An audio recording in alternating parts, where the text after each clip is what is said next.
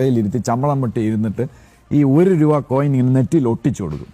ഒട്ടിച്ചു കൊടുത്തോണ്ട് ഇവർ ആ ബാഗിൽ നിന്ന് എനിക്കൊണ്ട് ഒരു കെട്ടെടുത്ത് എനിക്കൊണ്ട് 10 ലക്ഷം എത്രയെന്ന് എനിക്ക് അറിഞ്ഞുകൂടാ, ഒരു കെട്ടെടുത്ത് 2000-ന്റെ 500-ന്റെ നോട്ട് കെട്ടെടുത്ത് അങ്ങ് ഇടുകയാണ് ചെയ്യുന്നത്.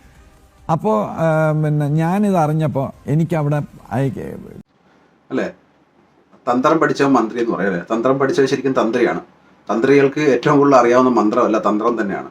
കാരണം വർഷങ്ങളായിട്ട്, എത്രയോ വർഷങ്ങളായിട്ട് ജനങ്ങളെ പറ്റിക്കുന്നുണ്ട്, ഇപ്പോഴും പറ്റിച്ചുകൊണ്ടിരിക്കുന്നുണ്ട്. അതായത് ഞാനാണ് ശബരിമലയിൽ വർഷങ്ങളായിട്ട്, അല്ലെങ്കിൽ ഞങ്ങളുടെ കുടുംബമാണ് വർഷങ്ങളായിട്ട് അയ്യപ്പനോട് വൈഫൈയിലൂടെ സംസാരിക്കുന്നത്. അതായത് കമ്മ്യൂണിക്കേഷൻ ചെയ്യാൻ ഞങ്ങൾക്ക് മാത്രമേ കഴിയത്തുള്ളൂ.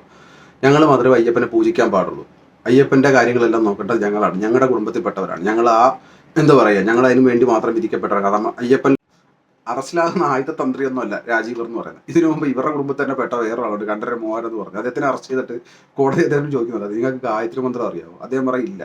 ഗണപതി ഹോമം കഴിപ്പിക്കാൻ അറിയാം, ഇല്ല. അപ്പോൾ എന്താണ് ഇവർക്ക് അറിയാവുന്നതല്ലേ? ശരിക്കും പറഞ്ഞാൽ ഇത് തന്നെ തന്ത്രം. വർഷങ്ങളായിട്ട് തൻ്റെ കുടുംബം മാത്രമേ ഇവിടെ സേവനം അനുഷ്ഠിക്കാൻ പാടുള്ളൂ. അയ്യപ്പനായിട്ട് വൈഫൈയിലൂടെ സംസാരിക്കാൻ ഞങ്ങൾക്ക് മാത്രമേ സംസാരിക്കാൻ പറ്റൂ എന്നുള്ള ഒരു ബിംബം ജനങ്ങളിലേക്ക് എത്തിക്കുക എന്നുള്ളതാണ്. ഇവരിവിടെ ഇരുന്ന് കഴിഞ്ഞാൽ ഞാനൊരു സ്ത്രീയുടെ ഇൻ്റർവ്യൂ ഉണ്ടായിരുന്നു. ആ സ്ത്രീ ഈ കണ്ഠരര് രാജീവർ എന്ന് പറഞ്ഞ ആളെ അപ്പോയിൻമെൻറ്റ്, അതായത് കൺസൾട്ടിങ് ഫീ മാത്രം 5000 രൂപയാണ്. ഡോക്ടറെ കാണാൻ 200 രൂപ, ഇപ്പോൾ ഇവരെ കാണാൻ 5000 രൂപയാണ്. കാരണം കാലാകാലങ്ങൾക്കുള്ള എല്ലാമായിട്ടുള്ള വഴികൾ ഇവരിലുണ്ട് അല്ലേ.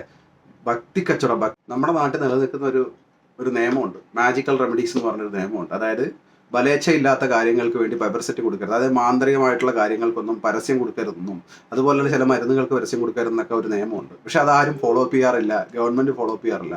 നമ്മളടുത്ത് ഓപ്പൺ ആക്കി നോക്കുക, ഫേസ്ബുക്ക് ഓപ്പൺ ആക്കി നോക്കിയാൽ തന്നെ അറിയാം, മാന്ത്രിക ഏലസുകൾ വിൽക്കുന്നുണ്ട്, മാന്ത്രികമായിട്ടുള്ള ശംഖുകൾ വിൽക്കുന്നുണ്ട്. ഇതൊക്കെ സത്യം പറഞ്ഞാൽ ഈ നിയമത്തിനെതിരാണ്. ഒരിക്കൽ പോലും നമ്മുടെ ഗവൺമെൻറ് പോലും ഇതിനെ എതിർത്ത് സംസാരിക്കാൻ കണ്ടിട്ടില്ല.